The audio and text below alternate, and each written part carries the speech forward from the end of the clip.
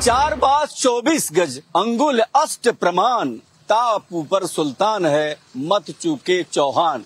ये देखिए तस्वीर जो है पृथ्वीराज चौहान की है।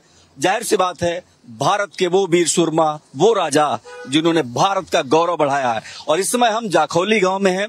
जाखौली एक ऐसा गांव जो राजपूतों का गांव है।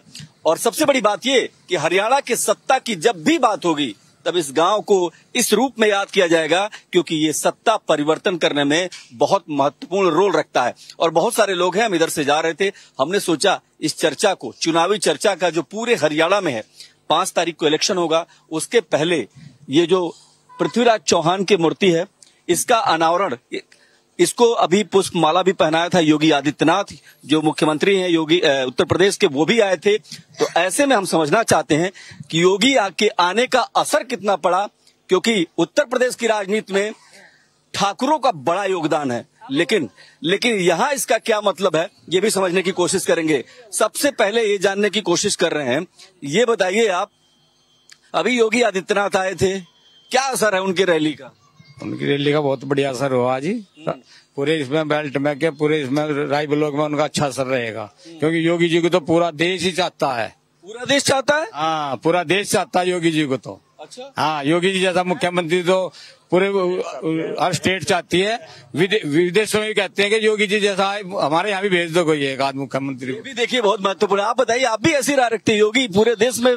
अभी जो अपने नायब सैनी जी आए हैं, सेम योगी की कॉपी पे ही काम कर रहे हैं और उनसे भी हो सकता है कि बढ़िया ही करेंगे। तो यहाँ योगी जी आएंगे, आए थे, उनका कोई असर है? क्या बोला उन्होंने? पूरा असर है जी। और यहाँ पे अब बीजेपी का एक तरफा माहौल है। एक तरफा माहौल है। चलिए ठीक है, कुछ और लोगों से बात करने की कोशिश करते हैं। ये बताइए बाबूजी, योगी जी आए थे, सुना आपने? बिल्कुल, योगी जैसे इसको छोड़ दो।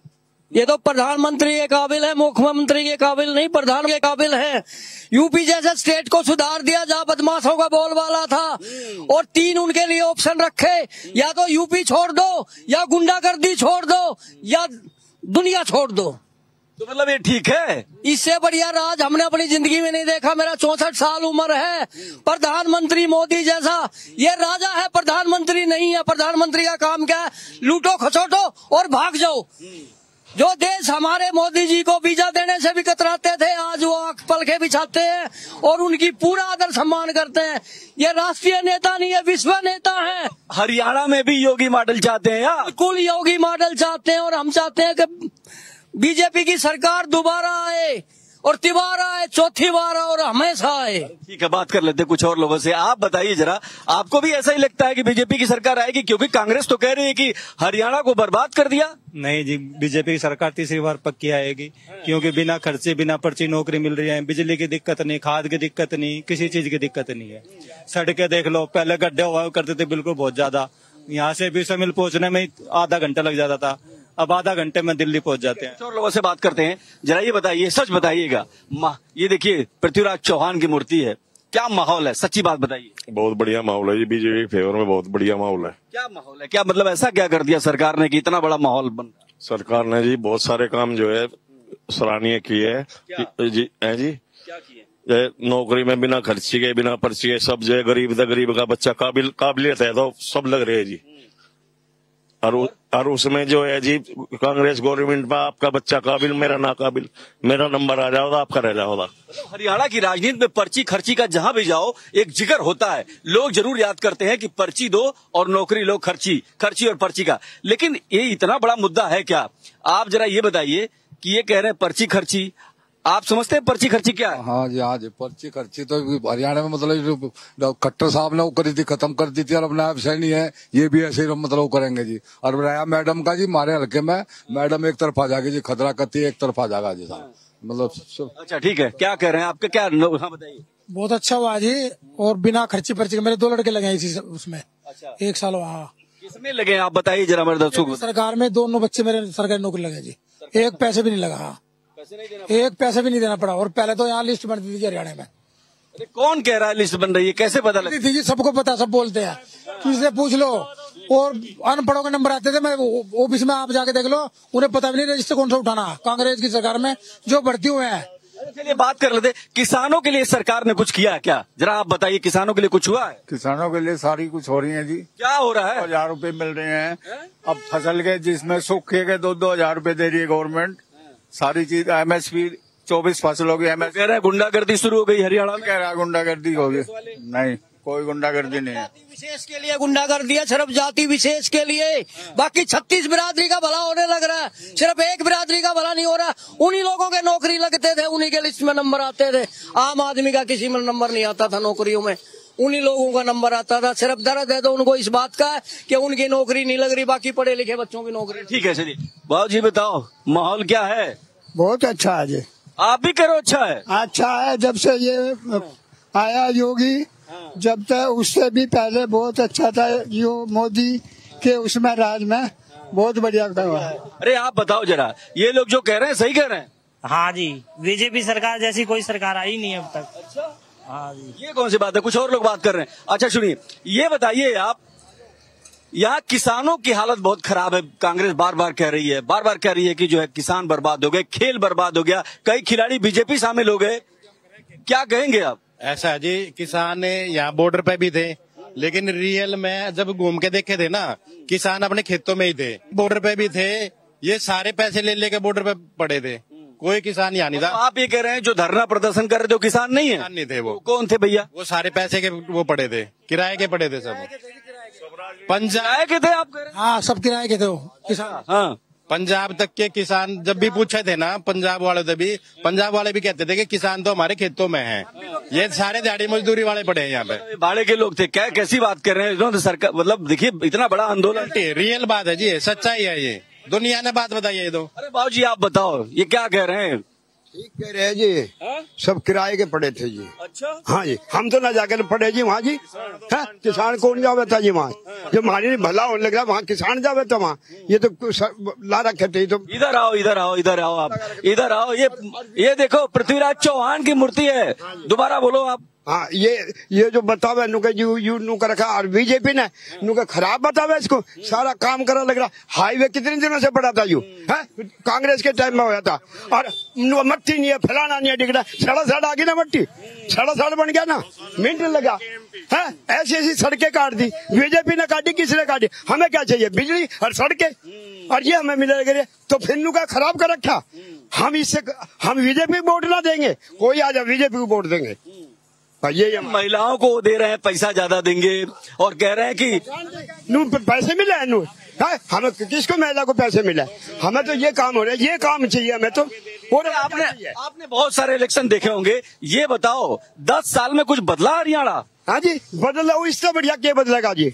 हाँ जी, इससे बढ़िया क्या बता? काम होने लग रहा है, हर मेरा बताने लग रहे। अब धक्के खाते आंडे जा, दुनिया बकवासबाजी करे जाओ, बढ़िया बात है ये है। हम किसान भी है, सड़के पे ऐसे जो कई घंटे लगे थे। यहाँ हाईवे सड़ा बढ़ गया जब जात के साथ है ना, यहाँ जाना मौत कर, हमारा निकलना मौत कर दिया। जो बाहर जाते हैं ड्यूटी पे, उन लोगों को पता है जी, ढाल गए वे। हाँ, 16 लाख में हमारे किले लेगा जी, 16 लाख में किले लेकर 2 करोड़ के बेच दिया आगे जी उड्डा ने। हाँ जी, 10 नौजवान है, कुछ उनसे बात करते हैं। आ रहे आपके पास आ रहे। 1 मिनट जरा इधर आओ भैया जी, इधर आओ। ये बताओ आप, ठीक है बात, ये बताओ नौजवानों के लिए कह रहे हैं कुछ है ही नहीं सरकार में, आप बताओ। भाई नौजवानों के लिए पहले ये था कि पहले लगा करते सब अपने सिफारिश है, ज्यादा के जाटो बालक नौकरी लगा रहे थे।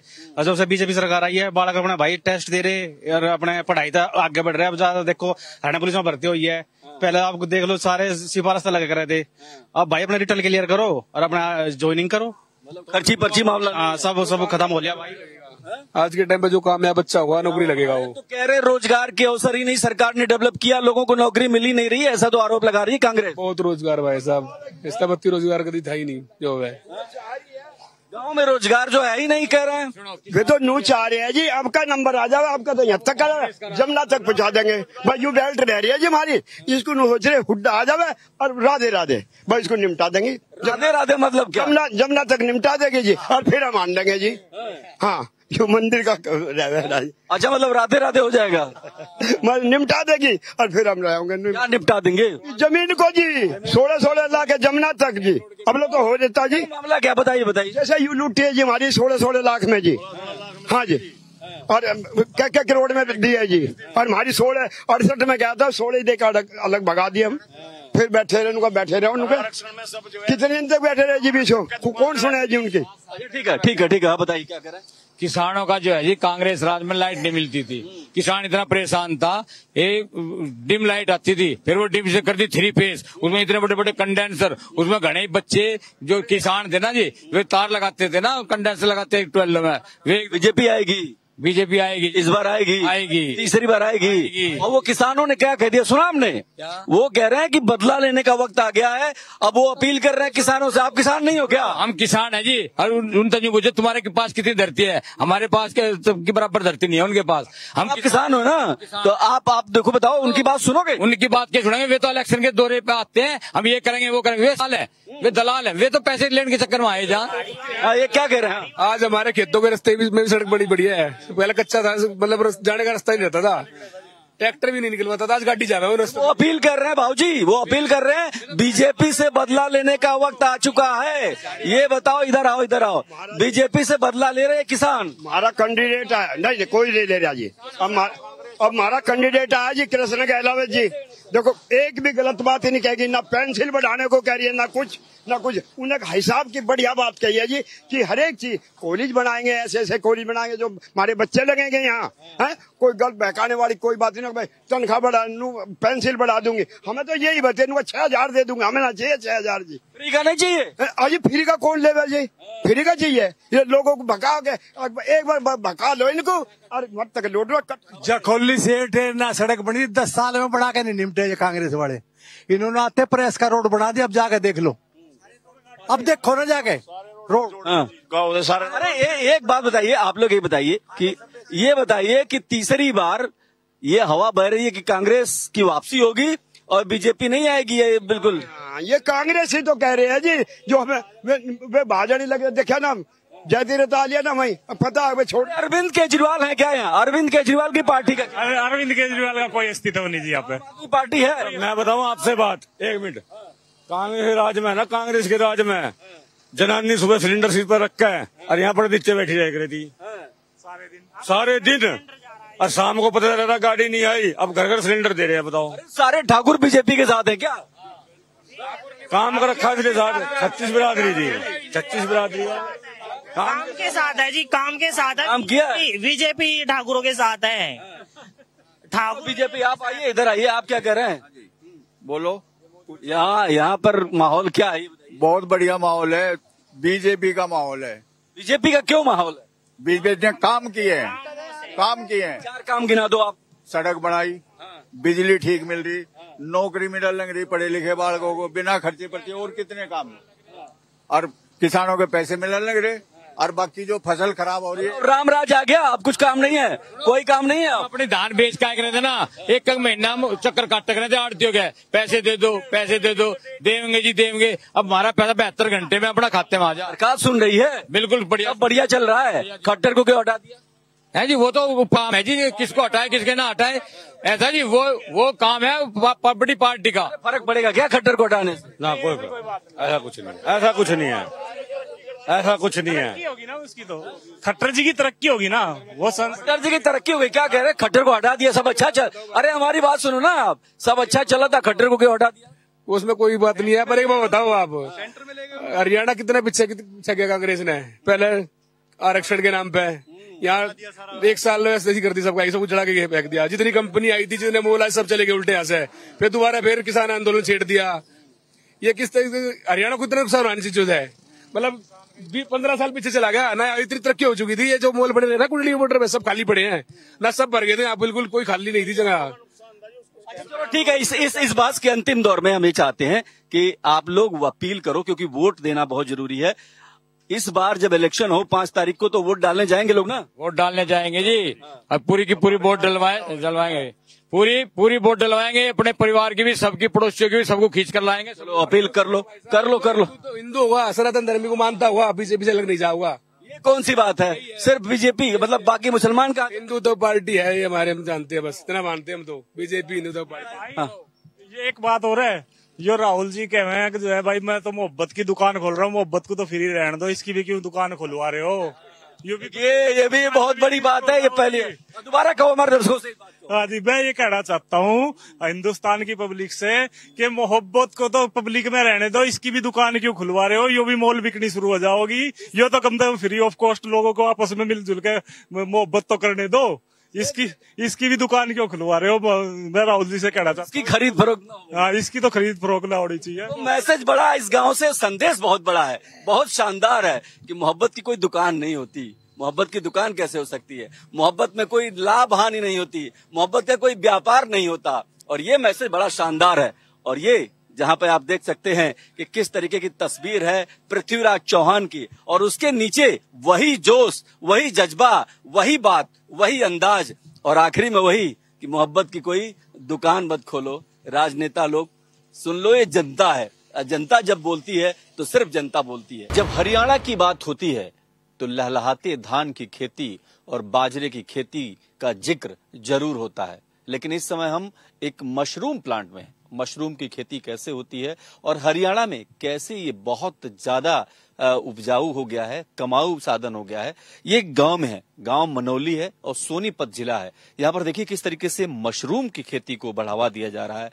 और यहाँ पर ये यहाँ देखकर लगता है कि धान के अलावा, अगर बाजरे के अलावा और मक्के के अलावा अब हरियाणा मशरूम की खेती भी करने लगा है। ये देखिए तस्वीरों में साफ साफ दिखाई दे रहा है कि मशरूम के छत्ते अब बाहर निकलने लगे हैं। और देखिए ये जो छत्ते हैं ये कमाई के सबसे बड़े जरिए हैं। जिस गांव की बात हम कर रहे हैं उस गांव में न जाने कितने देशों के लोग आ चुके हैं और यहाँ की किसानी, यहाँ की खेती के नए तरीकों का अध्ययन करने आते हैं।